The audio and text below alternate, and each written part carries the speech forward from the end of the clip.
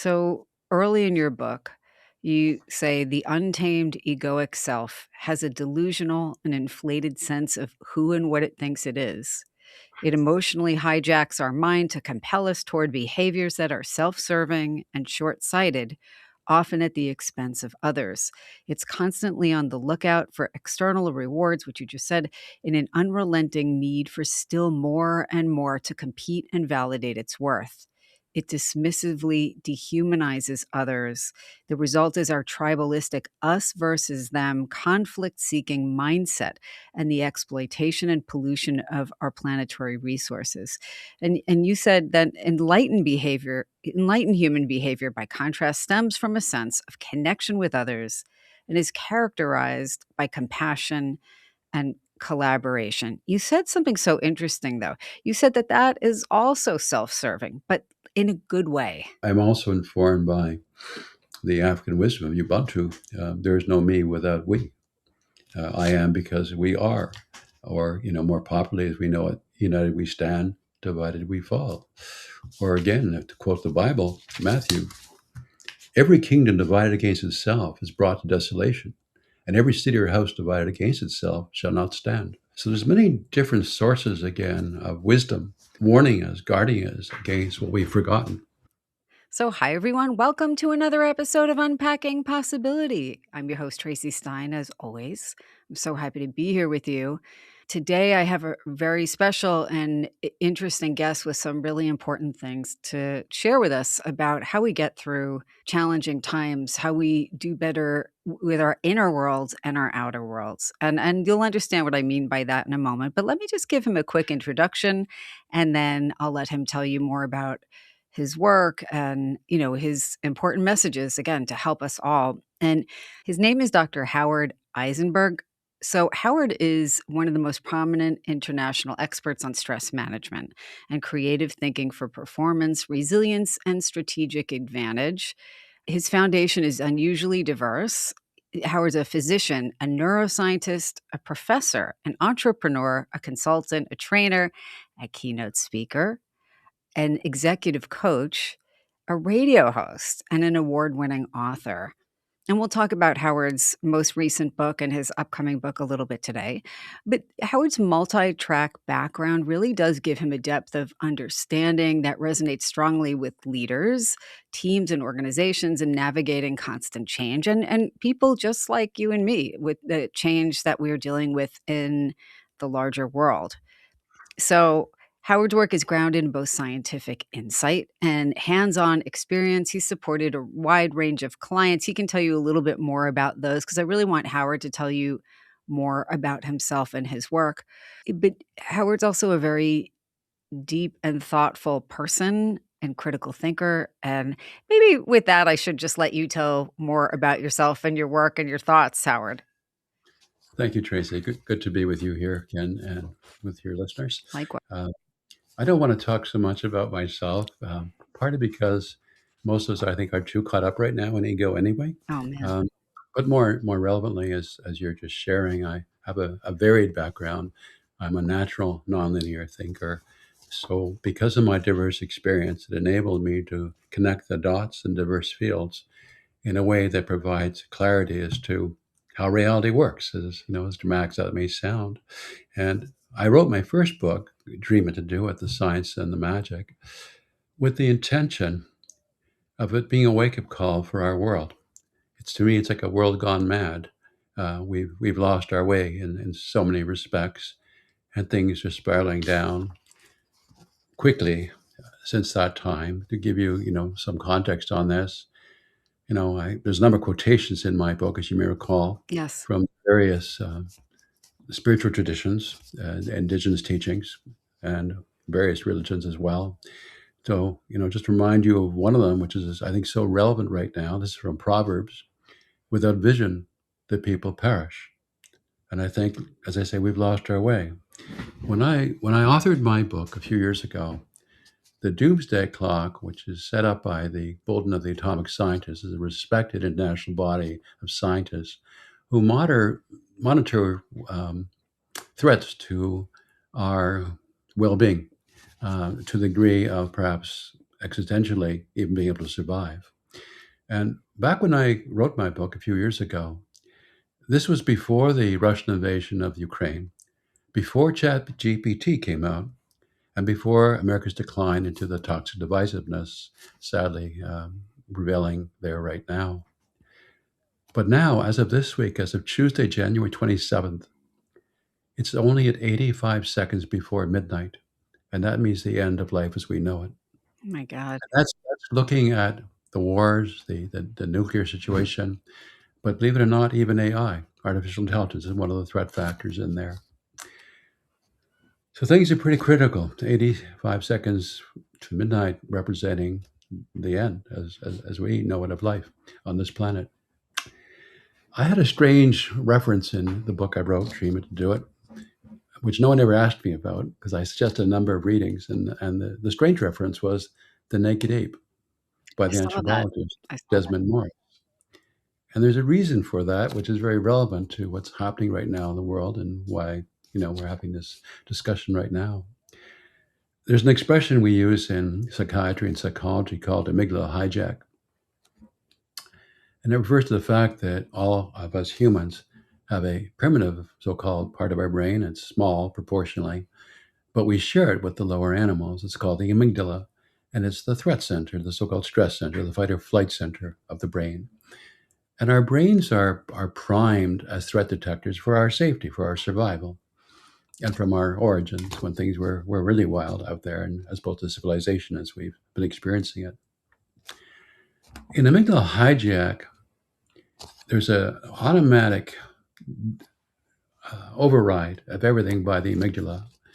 For example, the highest part of the human brain for cognitive thinking, for wisdom thinking, for creative thinking, is the prefrontal cortex, the forebrain. When the amygdala is stimulated by our fear, by our anxiety, it literally drains the blood away from that part of the brain. So, so to speak, in computer terminology these days, our brain goes offline and it's like oil being poured on a fire. So that's a state, that I am concerned about, and I'll speak to in more detail today. But that's how I see it, both as a doctor and looking at a larger metaphysical, perspective, which we'll get into today. I think there's a number of causes for why we are where we are right now. I think perhaps the main one is we're overly distracted by the outside world in terms of our valuation of material things, wealth, acquisitions. And the other problem is the addictiveness we have to our screens. Related to this, we've lost what we used to call the social third spaces, the informal places that we as humans used to just congregate, interact, cafes, bookstores, libraries, parks, churches, even for many of us, workplace interactions. So we've lost that in-person contact and sharing, and now relying more and more in impersonal screens. And with now ChatGPT, which has come out since my book, and the incredible speed of the adoption of AI all over the world, it concerns me that we're blindly surrendering our autonomy, our freedom, and our sense of agency to AI. If you really think of where this is going, and it's not going to take a long time to get there, it's going to eliminate the majority of jobs as we've known them. We also have robotics, which are coming out now too, married with AI. So what are humans going to be needed for? If some people have the fantasy that we'll live a life of leisure, that's not the way it's going to be. The people who own the major, how should I say it, infrastructure aspects of our world as we know it right now, The oligarchs. they're doing it for themselves and for their own profit. They only need us as consumers.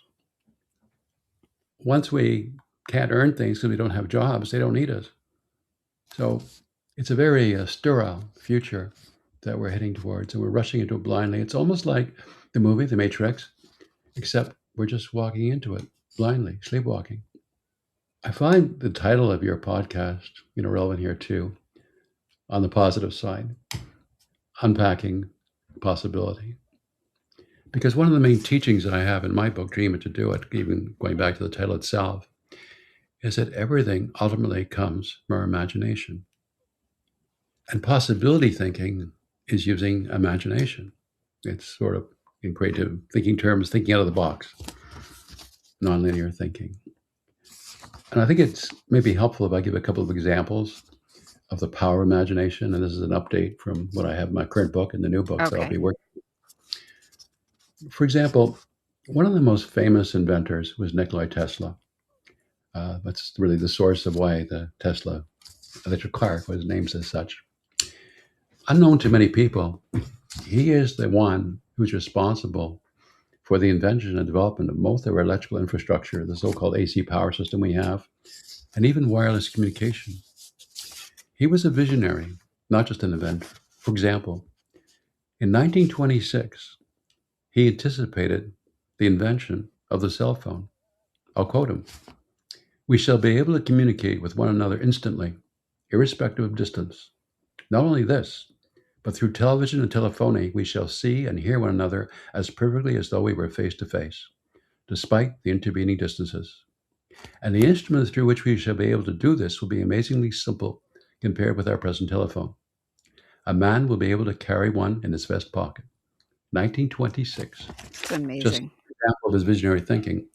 Many people do not know who know of him to some degree. He was tutored by Swami Vivekananda, a Vedantic monk.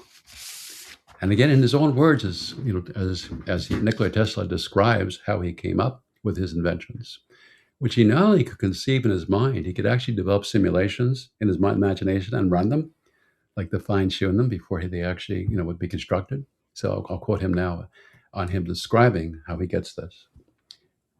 "My brain is only a receiver. In the universe, there is a core from which we obtain knowledge, strength, and inspiration. I have not penetrated into the secrets of this core, but I know that it exists." Thomas Edison, the greatest Yes. American inventor, I was same just thing. thinking that. He says he doesn't create it by thinking. He opens himself up when it comes to him. But we're being taught the opposite. We're being taught that everything of value is out there on our screens, and even of greater value when it comes through AI. And it is so disorientating and so robbing of our spiritual resources. I will just share one other positive thing. Again, this is an update. In fact, it just came out this week. An interesting research project, which is started at Princeton University in the engineering department, then went over to IONS Institute of Noetic Sciences, and right now is operating with HeartMath Institute in California. And just this week, they released the research study on a group of large number of people who were encouraged to imagine that they could project healing benefit to some people who were in need in the middle kind of the circle. And while that was happening, they had random event generators both on site in that room, but also all over the world. They found a direct correlation when the people, these are just ordinary people with good intention, were trying to imagine they were sending out healing energy. It affected the atomic decay of these random event generators all over the world. That's so interesting. Really So again, is. just a quick background, as I said, I think we're way overly distracted to the external, to the degree we've forgotten literally the richness and importance of the internal. And another aspect of the problem of being so distracted by the external is the external is about differences, things out there, and different people. And so we're also disconnected from each other. And that's why we have such extreme divisiveness. But there are solutions, which hopefully we will talk to. Definitely. I wanna, I don't know if I don't wanna interrupt your flow, but I highlighted some things from your current book, You're welcome. um, because I thought, okay, even more than ever, these things ring unfortunately true. So early in your book, you say the untamed egoic self has a delusional and inflated sense of who and what it thinks it is. It emotionally hijacks our mind to compel us toward behaviors that are self serving and short sighted, often at the expense of others. It's constantly on the lookout for external rewards, which you just said, in an unrelenting need for still more and more to compete and validate its worth. it dismissively dehumanizes others. The result is our tribalistic us versus them, conflict seeking mindset and the exploitation and pollution of our planetary resources. And you said that enlightened human behavior, by contrast, stems from a sense of connection with others and is characterized by compassion and collaboration. You said something so interesting, though. You said that that is also self-serving, but in a good way. So, I mean, there are many other things that I wound up highlighting, but I want to give you a chance to talk about that because before we went online, I mean, before we started recording, you and I talked about, I posted, I've tried to be thoughtful about what I post. I still think it was a thoughtful post, but I'm sure some people don't like me bringing up that we're in a period where we are seeing people being dehumanized, and they always have been. There's always been that, but it's so extreme, and I feel like so many people are either stimulated by that or desensitized to it so that it doesn't seem as bad. I don't I wanna just put out there that I don't think it's everybody, and I'm not sure I think it's most people. I think it is a subset, though, and when we were talking about what we would talk about today, my thought was like, and it's not really fair to put on you, "Well, what do we do?" You know, that's an awfully big question. But I do have a lot of thoughts on that. That's good, the new book I'm working on. Perfect. Did you want to ask further, or No, I you know what it is? It's just I feel like I'm somebody who has reasonably decent coping skills because, I mean, again, it's like years of practice. I mean, I certainly didn't come into a family of great coping skills. I'm not probably naturally wired for them, but I have to say this has strained my ability to sleep, to feel safe. And I'm saying this even from the relative safety of my studio. I'm not on the streets protesting and worried about being taken out. let me maybe start by speaking to the quotation you just cited from my earlier book, Dream to Do It. And then I have to take a really quick deep dive because Yeah, please. I wrote my book yet. My book is so packed. So my book, from my point of view, is very evidence-based in the extreme and logically tied together. Right now, I can just address it very in brief. But so let me give you my sense metaphysically of how reality works, what it's all about, really quickly. I No, you don't have to apologize be for that. quick. It's in the book, right? In some details, you know it. So, in a way, living in a virtual reality, it is not a simulation from a computer of an advanced alien race in the future.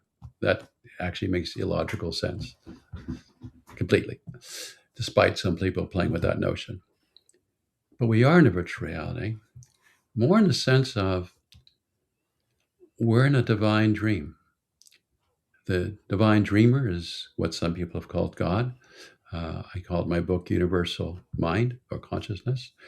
These days, I feel more comfortable calling it the source because, as I understand it, it's a source of all, of everything. So let me go back to my point that we're in this divine dream, and let me ground that a little bit in something people can relate to a little more easily. When we have our normal human dreams in this level of reality, to me, there's different levels. They're populated usually with other people, perhaps other creatures, other landscapes. When we wake up, we realize, oh, it was all from our imagination. But in the dream, in many cases, it doesn't always seem at all like just a dream or a fantasy or imagination. It feels totally real. Now, arguably, this reality we're experiencing is a reality we're experiencing inside, again, this grand dream. And there are techniques, as I describe in Dreaming to Do It, like lucid dreaming, where you can actually learn not only to appreciate that it is a dream, but to work with it, to modify it, to modulate it, to balance it better. We are in this divine dream because it enables the source, or if you like, God, to have a greater experience of awareness through us. Let me give you another analogy to illustrate that one. When we send astronauts to the space station or the moon, they are an extension of humanity's senses and increase our knowledge. So they're humans. We intentionally send them off as volunteers and they help enrich us with an awareness we wouldn't otherwise have. That's kind of the relationship we have to our source, to God. Yeah. So it's more desirable for us, like going back to the analogy with spacesuits and so on, to have good spacesuits that, protect us properly. And also when we travel these great distances to have all the, nutritional needs met and perhaps medical supplies just in case. We want those astronauts to fare well. And God's source wants us to fare well. This is not how it is supposed to be. This is not enriching. It is degrading and horrific on so many levels. So the ideal again is it's not a competition between honoring source God and also honoring our individuality to live our lives to the maximum of our reasonable potential while being in tune to where we come from, and therefore we are connected to everyone. And so working intelligently out of wisdom with the notion of the golden rule, caring for others as we have to care for us, or to use Buckminster Fuller's interesting metaphor of spaceship Earth, to think of ourselves, we're all on this planet like a spaceship. It has limited supplies and also limited capacity for toxic garbage products and so on. So it's in our interest to care for each other, even when we don't always realize that. So metaphysically, coming back to, what you quoted, I hope that makes some sense, even though it's, quite packed, but I repeat, as you know, it's discussed in detail in my book. You're making me think of something, and I don't know if this is too far afield, and, we can take it out if it is, because I don't wanna drive you crazy with my kind of tangential thinking. But as you were talking about that, about this world being kind of a divine, like a creation of the divine, and yet we are not living as we're supposed to. I follow a lot of, and I have for years, certain intuitives, like I'm not a professional intuitive, but I've done a lot of study over the last few decades that, I would say I'm a natural intuitive, but I'm not a professional intuitive. But I'm always interested in what other people who do this regularly, how they make meaning of what's going on, what they see coming, all of that. And some of the ones I follow, they leave their predictions up. You can go back years, you can see how, accurate they've been. But what I've seen again and again is people saying that our souls have chosen to come into this lifetime before coming here to grow through the challenges we have, and yet we always have choice too. We have choice about who and how we wanna be and how we wanna navigate the challenges before us.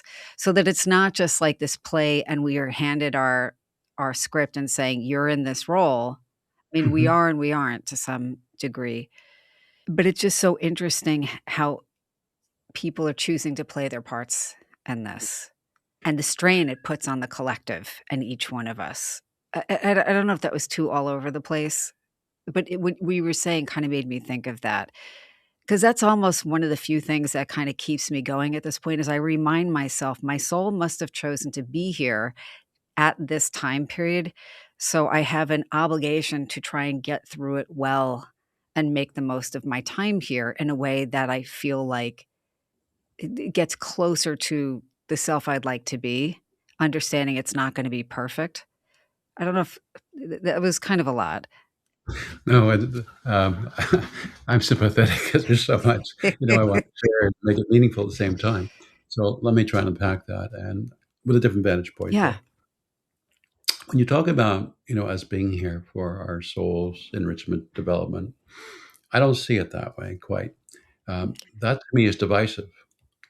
To me, we're all extensions of source. There is no individuality really. That's an illusion. That goes back to the, egoic consciousness. To illustrate this with metaphor, which I use in my book, Dream It to Do It, and I'm going to use the example of what's sometimes called oceanic consciousness. So if you just imagine for a moment, picturing in your mind an ocean, and an ocean has waves, and some waves are higher than other waves, or broader or narrower, and so on. But if it's something you're watching in motion or watching a recording of it on video, you see the changes literally moving. So some are growing, some are decreasing. but they're all coming in or going into back into the underlying ocean. And so again, it's an illusion that the wave has a totally separate identity. In fact, I found it interesting. I had a whole different understanding of the Bible once I started connecting the dots. And it used to puzzle me where in the Bible, Jesus says, I and the Father are one, but the Father is greater than I. And to my young mind, because I brought this up in elementary school and was reprimanded for it, it didn't make logical sense. How can one be greater if they're the same? Well, if you think of a large wave and the ocean it comes out of, yeah, the ocean's larger than the wave. Like so, to me, I see it as a unitary thing, and we're just temporary extensions. But another, metaphor I use in my book is Shakespeare, strangely enough, where he says all the world's a stage, and we're about players on it. And my point on that one is because it does partly represent, I think, symbolically how and what we are here on this level. I call it different levels of reality. But we can improvise. We don't have to stay on script. And when you think of community theater, people usually volunteer for community theater because it brings some pleasure, some joy to their hearts. And it's teamwork, it's a team effort when you're doing a play.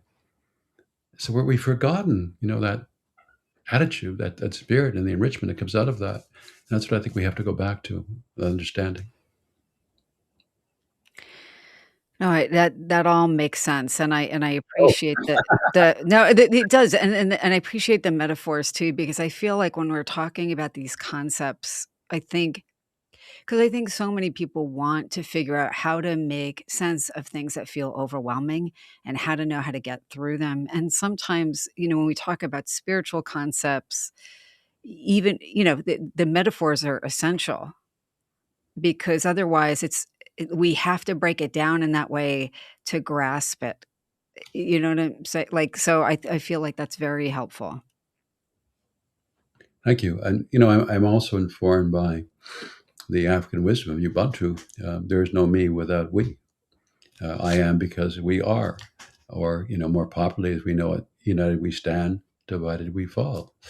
Or again, to quote the Bible, Matthew, every kingdom divided against itself is brought to desolation, and every city or house divided against itself shall not stand. So there's many different sources again of wisdom, you know, warning us, guarding us against what we've forgotten. Going back to my point, how we're overly distracted, we're not as conscious, we're not as able to intelligently process things. More and more, we're offloading our cognitive abilities, even our values, to what we're told Mm. by AI, by the social media hive, and it's not coming from within. Whereas, as I said, and as I understood in my book, and I think I proved clearly, and I just gave an update on that with some of the research, as I mentioned, with Nikola Tesla and the Institute of Heart Math. Ultimately, it all comes from imagination. No, I think that's such a great point, and it puts some of the control back in our hands at a time when we feel powerless. We're talking about ultimately how do we get through, survive and thrive, make meaning out of the time we find ourselves in, which honestly to so many people feels truly overwhelming. And so, Howard, you were talking about all kinds of important concepts, a lot to wrap the mind around. Where should we go from here? So this, leads into what I'm working on now in my newest book, which is the everyday practical applications of what I teach in Dream It to Do It. So the first thing we have to claim is the present moment. When we think of the things that get us down, that depress us, most of that, if not all of it, is in the past in some way. The hurts that were done to us, the opportunities we missed out on, and we carry that as like emotional baggage, and it weights us down in some ways. And almost everything that we have anxiety and fear about, which is at a very high level right now, unfortunately, is about the future, and it's a possible future. It's not the future, but we have trouble making that distinction. Again, once the amygdala is excited by fear, it takes the thinking brain, the prefrontal cortex, offline. And right now, our fear has been jacked up intentionally by bad actors of different types and motivations. And the first thing we have to do again is reclaim our ability to center in the present. And the first chapter of this new book is actually going to be on presence. So when I say centering, like, what do I mean by that? So as you may know, and I mentioned this again in my book, Dream to Do It, the fastest known way to downregulate, to relax our nervous system through natural means as opposed to a chemical injection or some machine is by doing deep, diaphragmatic, slow breathing, which stimulates the vagus nerve and does other things to the pH level of the blood as the ratio of oxygen and carbon dioxide are modified by breathing in that way. And when you do that, it just, first of all, calms things down. It helps us be more in the present, less in this emotional state with a disconnected brain, which cannot think properly. The second thing we can do to help us center into the present is to use what I call sensory grounding. And that to help you come back, not just intellectually or physiologically by doing something different with your breathing, but use your senses in the now, in the present, to anchor you, to root you into the present. So, for example, if we're sitting, feeling the chair underneath us, if it has a back support, an arm support, feeling that. If our feet are on solid ground, feeling that. If you're lying on a bed, feeling that physically and also visually. What do you see in your immediate environment? So, getting your balance in the present, because that is the only reality.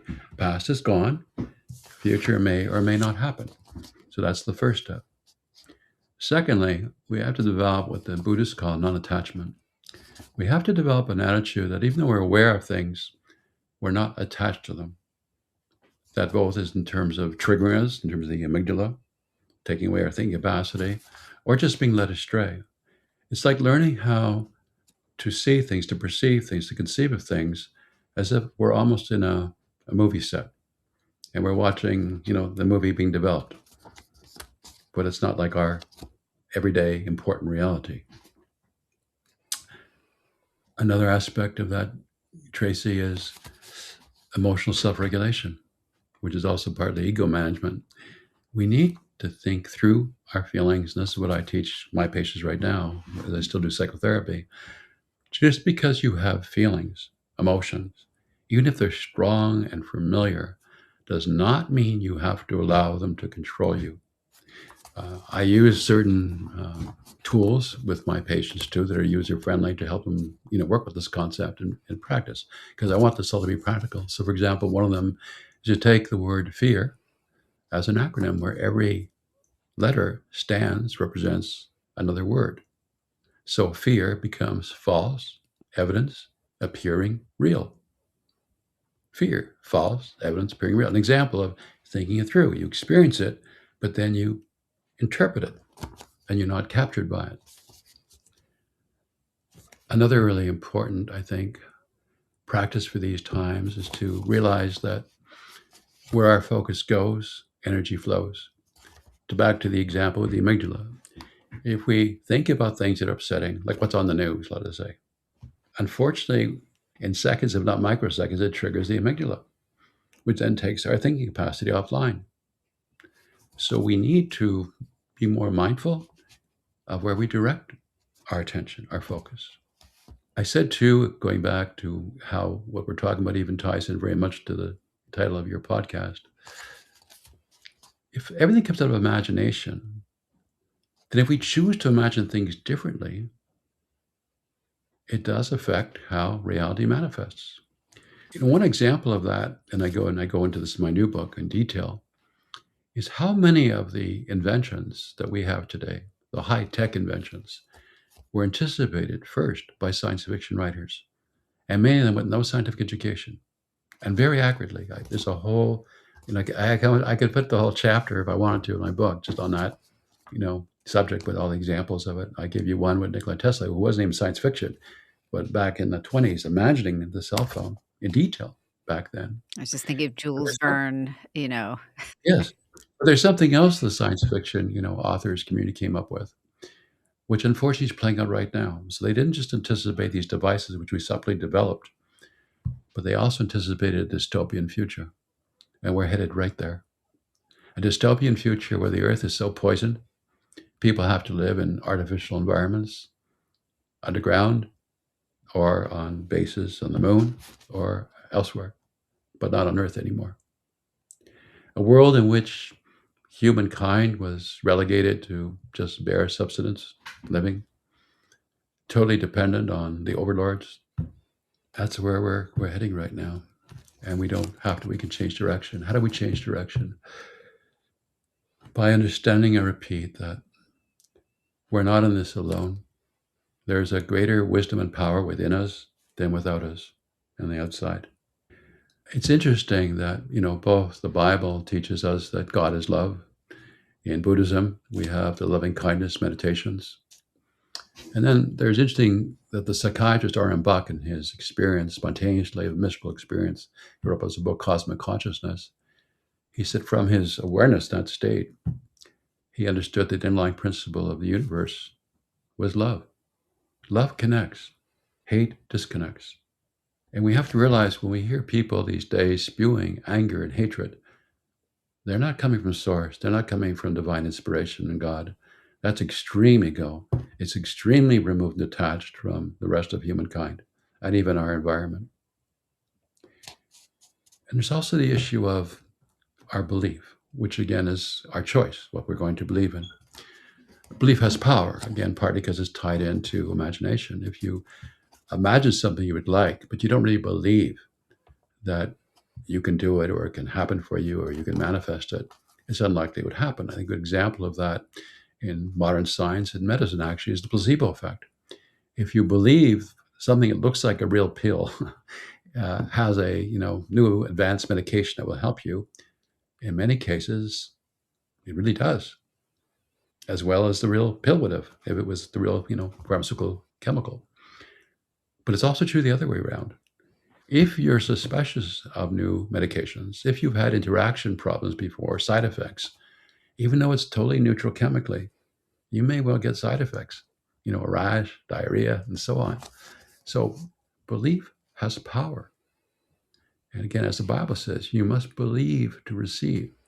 So again, if we own the present, if we allow ourselves to go within, if that's where we seek our wisdom and our power, and we connect with others at a heart level,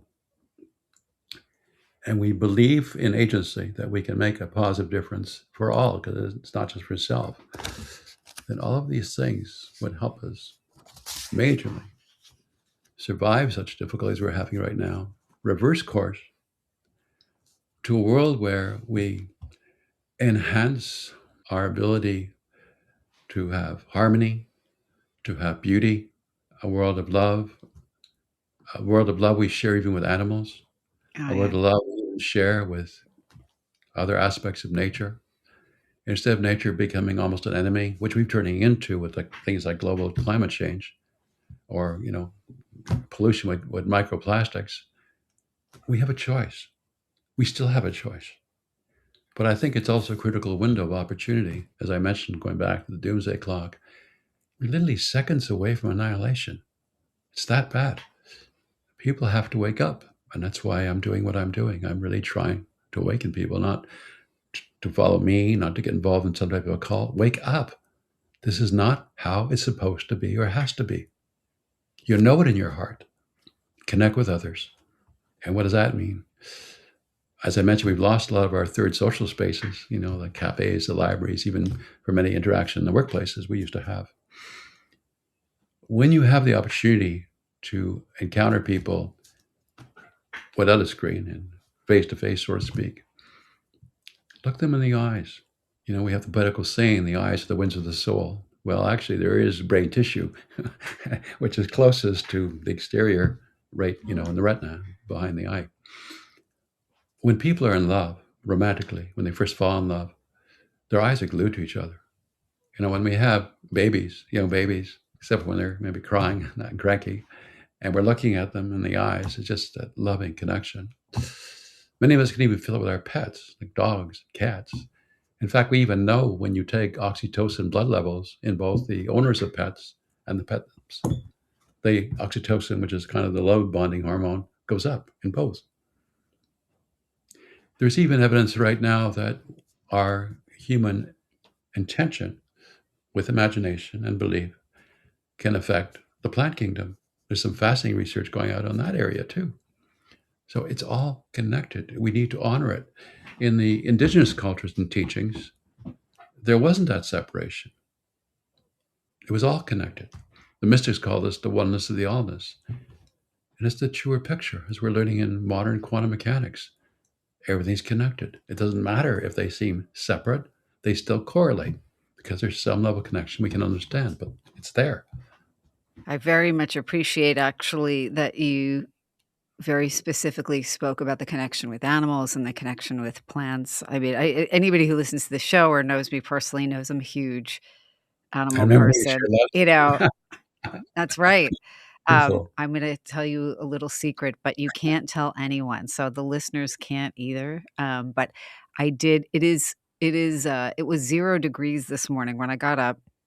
We've had a lot of snow, we're expecting more. We had, like, 14 inches of snow last week on top of snow, which is a lot for here. So the deer can barely make it, like, they keep sinking in the Mhm. kind of crunchy breaking through the top layer of snow. They're, like, trying to clear away, I might have mentioned the deer. I did mention the deer last time, but it was not snowing then. But anyway, it's very hard for them to find anything. So I take my husband's bag of organic apples and I cut them and listen, I'm not it's not enough to sustain them. I feel like I'm just trying to give them a little bit of respite or a moment It's of beautiful. joy.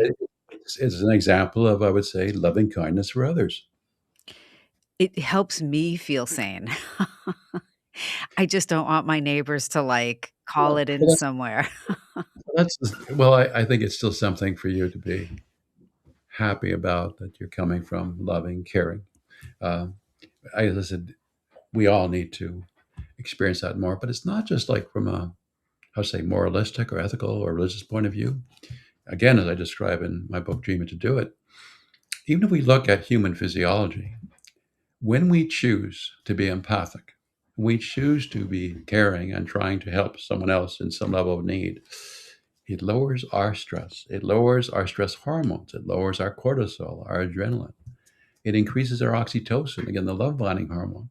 So, strange as it may 100%. seem, and putting aside ethics and religious teachings, when you actually act guided by your heart in a caring way for others, you feel better too, 1,000%. because we're all connected. 1,000% to that as well. But we were forgetting that. And now it's, by being kind of crazed by all the fear and anger, and it's everybody for themselves, so to speak, and totally distressed. Or too bad for them. Look out for ourselves. Oh my god. Totally in the wrong direction. Totally. Again, I'll quote again, Yeah, the Bible here on this one. Every kingdom divided against itself is brought to desolation, and every city or house divided against itself shall not stand. Families literally are being torn apart in some cases by political disagreements, sometimes by religious ones, but particularly these days by political ones. Ripped apart. They won't even remain on talking terms with each other. Something's wrong with this. Again, love connects us, fear and hate divide us. It's a choice. 100%. And, I mean, how much better would the world be is if we could look at a stranger, and many of us can. Many of us can turn on the TV and see somebody completely different from us in every possible way and still feel compassion for that person. Or even if we're angry with someone, there is a large subset of us that could not tolerate harm coming to them despite whatever other anger but Mhm. there is a subset that thrives on that, and that is the hard thing. So, it's funny, I hope it's okay that I'm going here because, even just as a therapist, there are times when it's like, you know what? Sometimes we have invested so much in trying to make a relationship better, and some relationships just there isn't a way to bridge that divide. I think many relationships there is a way or it takes time, and then maybe there's the opportunity for repair. I kind of feel like we have to give ourselves grace as well to say when something feels too toxic for us and we need to step back. Like, Hmm. when you talk about emotion regulation, for me, that's also kind of part of that. Yeah. It's shutting the phone for now or, limiting what or how much we watch Hmm. and kind of paying attention to how we're doing. Being as informed as we can tolerate being, but also understand we can't bombard our brains with that 24/7. But again, also with people who are maybe we can't bridge that right now. And I don't know what you think about that because I also do agree with you and believe that we are all connected. We are all, when we hurt another person, we are hurting ourselves too. Well, with my own patients these days, I advise them, these are psychotherapy patients, I advise them to be on what I call a news diet. Um, because things are so inflammatory at the news right now, I also discourage them when possible. Don't even watch or listen to live news. Like revisit afterwards at a higher level where you can have more editorial control selectively which topics you want to look at to what degree. Because the news is not only so negative, the negativity is amplified because unfortunately the advertisers know that, strangely enough, we're more attracted to things that are scary. And that's going back to the amygdala. It's a threat Yeah. detector system. So that they capitalize on it. So you need to realize that you're surrendering your thinking ability and your full agency when you mindlessly allow yourself just to passively consume that information, no matter which ideological channel it may be on. I realize there's different types out there. Same notion though. And secondly, of course, it's seeking to be guided mostly by what you know is outside, what you're hearing is happening on the outside, as opposed to accessing it from within. As in, like, what's the best use of my time right now? What can I do to heal myself? What can I do to connect better and help others? And that actually touches on something you said in your book, Dream It to Do It, Howard, that, and I had been thinking about that. I actually recorded a podcast episode and didn't put it out there because I thought, no, I need to pull my thoughts together better. And, sometimes when you're feeling like overwhelmed, it's like hard to even know where to start. You know? To, like, because I want to be useful. And I'm not always feeling like I'm 100% hitting my mark. I'm trying. I think we Well, to all be honest, even here, today as I'm sharing this with you, I have the same concern. But there's so much. I know it's mind-boggling. I know generally, as a psychotherapist these days, that many people have actually lost the capacity to think things through. It's not just they've lost emotional self-regulation ability; they've lost the ability to think for themselves. You're spot on. But one of the things you said in your book that I thought, and it's funny, I had said it in the podcast episode that I recorded that I did not. I'm gonna redo it at some point, but it's that finding that thing that you can control, like, as a self-regulation tool, and sometimes it's, like, just as simple and disconnected from what's happening in the world, but just getting up at the same time or having part of your routine where it doesn't require a ton of thought or emotional investment. If you normally exercise at 8 a.m. or whatever, I'm making that up, but keep doing that. Like, have something that you can make predictable in a world that is very unpredictable right now. So some of the tools will be more kind of elevated. Some of the tools will be more kind of day-to-day survival mode. And some of it is so simple. Again, to quote the Bible, "Be still and know God." And go within, like you were talking about meditating in the book and the importance of that. And I don't think I think there are people who don't realize how incredibly healing and necessary that inner space is, and finding the space between our thoughts and our space between our emotions and the richness of what is in that space. That reminds me of one of my favorite quotes from Viktor Frankl: Mm. "Between stimulus and response, between what happens and its effect, if you like, there is a space." And in that space, it's our freedom to choose. Again, inner awareness, choice, focus. 100%. No matter what, as I, teach my patients, we may not realize it, but there's always choices. Always, no matter what our situation might be. But we have to use discernment to be aware and think through those choices to make the best ones. No, 100%. I have all my little handwritten notes because I went a little bit old school. And I don't know. I mean, you've probably hit most of it. And it's also nearly impossible to read my handwritten notes these days, which is very alarming. But who knows what that means? Let's see. Yeah, I mean, I think we've talked about a lot of it, but getting from scarcity and competitiveness to collaboration.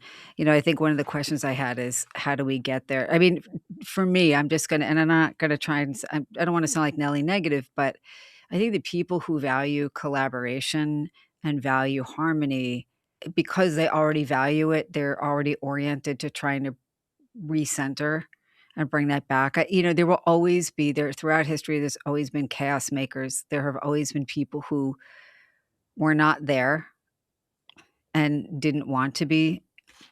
So I don't know that there's a way to bring those people to a realization of the necessity of thinking collaboratively, of thinking of us all, each as part of the all, as one. I don't know if there's a way to fix that, but maybe for the rest, the majority of people, I think, who do want the world to be better and are willing to invest in it and not make it all about themselves.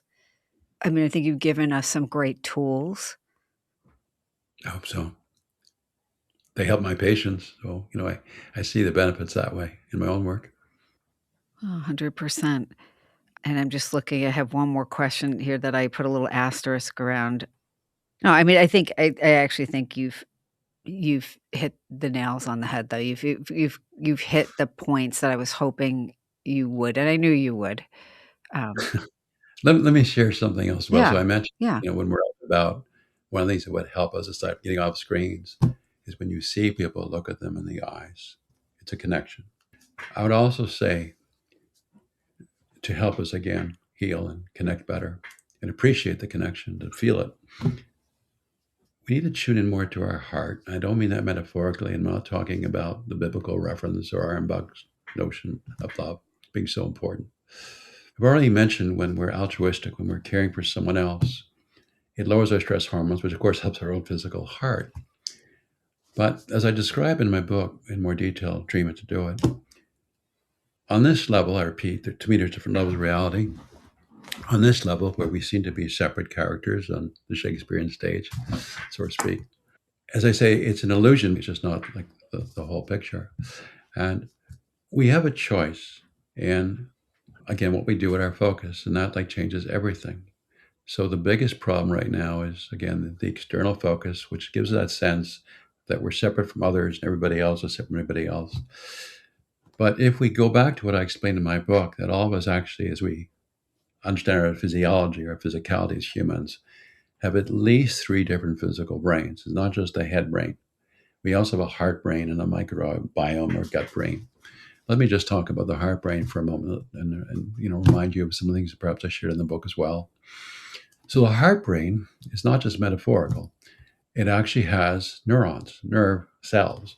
It has its own memory system to the degree that in heart transplant patients, we have many reports in reputable surgical journals of heart transplant recipients taking on the characteristics, the personality and preferences of the donor who they at the time did not know at all. That's one level, of yeah, proof of the memory of it.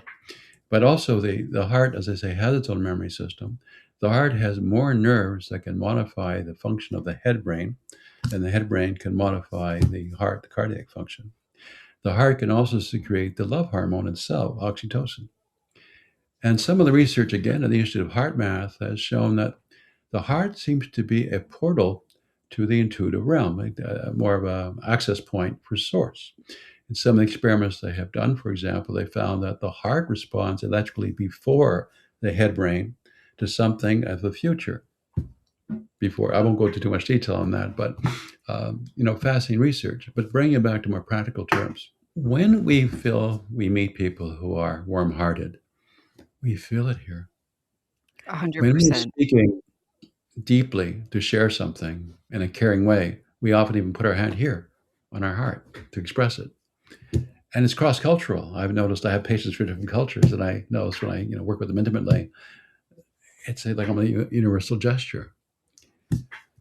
What do you think of somebody that you have a loving, friendly, happy relationship with? There's a softness in that area where the heart is. When, by contrast, you think of somebody who you know to be cruel, dishonest, a threat, there's a stiffness, there's a tension, and you can learn. Like, Couples gives us direction. You can learn to feel what is the path of the heart and not just approach it as by intellectual understanding of religious teachings and so on in your present current reality. And that helps you connect better in a loving way, in an intuitive way, in a harmonious way. So eye and heart, as we're, out there encountering other people and getting our eyes off these screens, they have their place, but they should not be to replace. Yes, Same thing with absolutely. AI. It's one thing, the marvelous invention of it.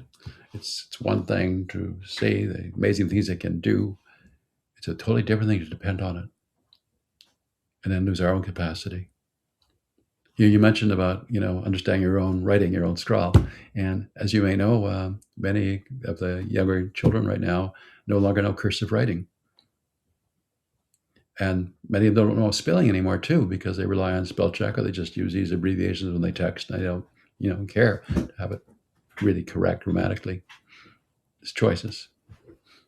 Howard, I want to ask you when your new book is coming out so people could read even more, because we're going to put a link to Dream It to Do It, but I want to give people a heads up about when your next book is coming. And if you don't know yet, that's okay too. No, it's in process. I'm actually still authoring it right now, and I don't have a publisher for it yet. But given what's going on in the world, as soon as possible. Okay. You'll let me know and we can let people know, get the word out when it comes closer to coming out. Um, is there anything that I didn't ask you or we didn't cover that we should have? We covered a No, lot. and I hope what I said was coherent and meaningful because it's so much. And for me, of course, as you know, it's based on what I have in the book in detail. So it's hard and it's high level to abstract it, and then quickly move with so many different topics that we're discussing here. So I Yeah, hope for your listeners, this is meaningful and helpful. absolutely. And again, I'll put a link to the book so people can do a deeper dive on their own. But Howard, thank you so much for coming on the show. And it's a Saturday as we're recording this, and I so appreciate your allocating some time to come on and share all of your wisdom and everything that you've learned with us. Well, I thank you for your caring and sharing your space too. Thank you so much and be well. Likewise. This has been another episode of Unpacking Possibility. If you enjoyed the episode, and I know you did, please remember to like, share, follow, leave me a comment.